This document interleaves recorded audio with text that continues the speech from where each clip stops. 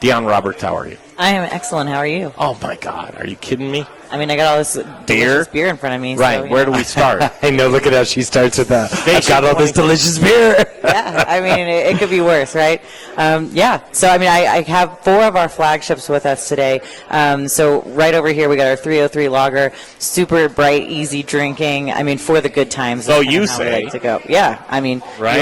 pop it open. Let me see if I have a bright, good time right now. Flip it on open. Tangerine cream, we call it our sunshine in a glass. It's essentially like an adult orange Julius. All right, let's see. Cream ale. Tangerine with some vanilla beans. When you pop those open, bring them up to your microphone there. Okay, I can do that. I can do that. And then our flagship IPA has a catchy name too, Juicy Banger. Let's bring it right up. Up. There we go. Everybody loves a Juicy Banger. I mean, why not? Here, let me pour you guys a little bit of this guy. And so wait, let me ask, where'd Station 26 come from? Where's the name? Station 26. So we are located out of an old firehouse in Park Hill, so 38th and Quebec.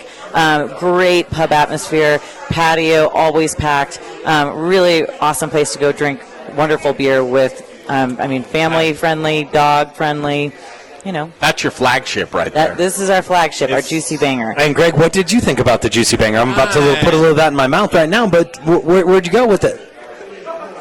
Would you say notes of apricot, honey?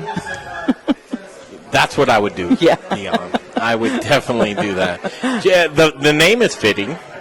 It is. Because it bangs you up in the juicy front. Oh, yeah, well, I mean, it's probably happened before. Yeah, why not? But yeah, super grassy, just like a true to style West Coast IPA. You love beer. I do love beer.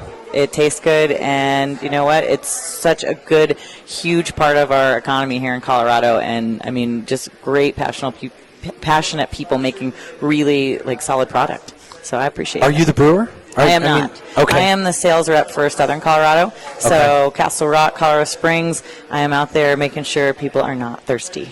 Nice. So, yeah. And then we also have our double IPA, too, the Bang Bang.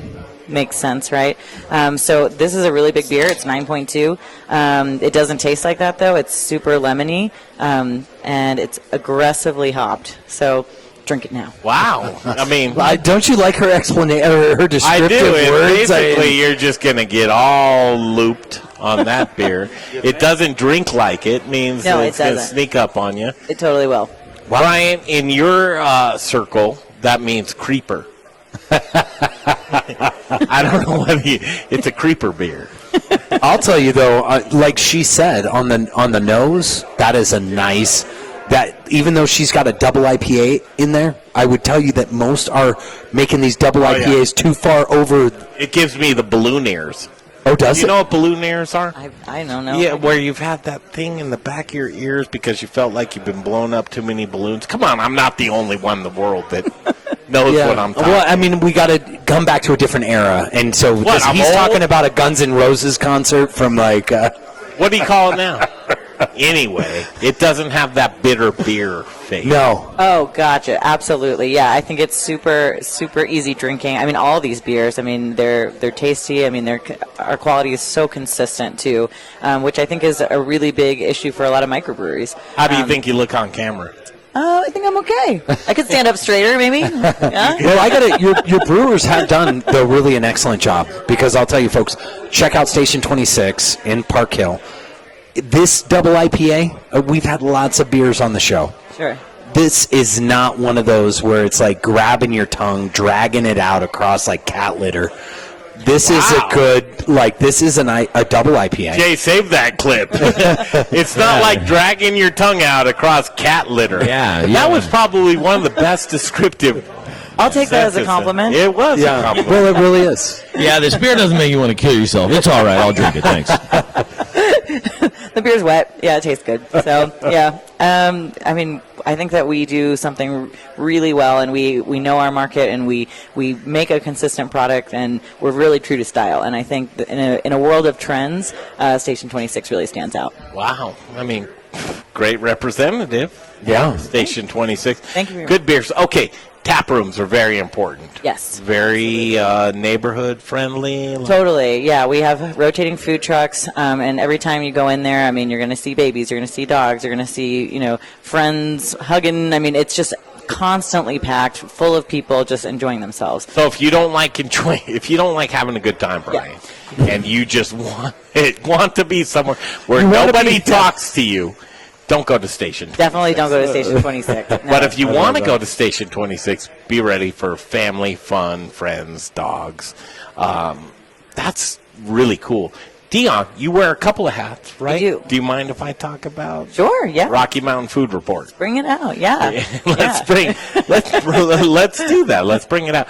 So you're doing a lot of things within the community, and you love a lot of Colorado. I do. So I'm the editor of Rocky Mountain Food Report. So we're a food and beverage news site committed to really representing the craft industries.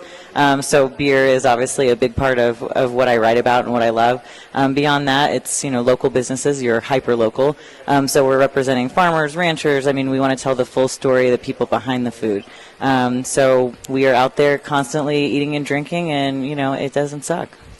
No, it doesn't. It doesn't suck. And where you are located, Brother Luck, Distillery 291, Mark. Yeah, Mark Henry. All these guys, they're running around in your circle. Yeah, solid representation. Colorado Springs doesn't always get maybe the clout I think it really deserves. And I just went up to Boulder to check out Rosetta Hall last night and today, and people were kind of like, whoa, like you're all the way up here from Colorado Springs? And yeah, Colorado, the Front Range is really, I think, a very cohesive place, and there's a lot of people doing great things up and down the Front Range and beyond.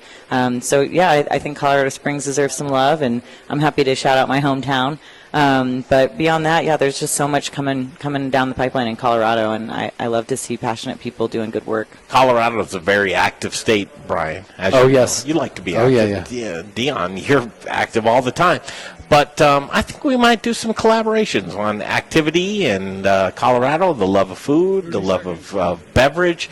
We're going to see a lot more of you. Yeah, I hope so. And there's just so many, great beers like this one. that you can take hiking. I teach brew house yoga, so it's another element kind of in the breweries where we're doing yoga for an hour, and then we're all having a beer and, creating community. I'm signing up for that. Let's do it. Dionne Roberts, there she is, Station 26, much, much more. Rocky Mountain Food Report. Love everybody that's here tonight. Can we get who's left? Can we get something? Yeah. All right, let's go.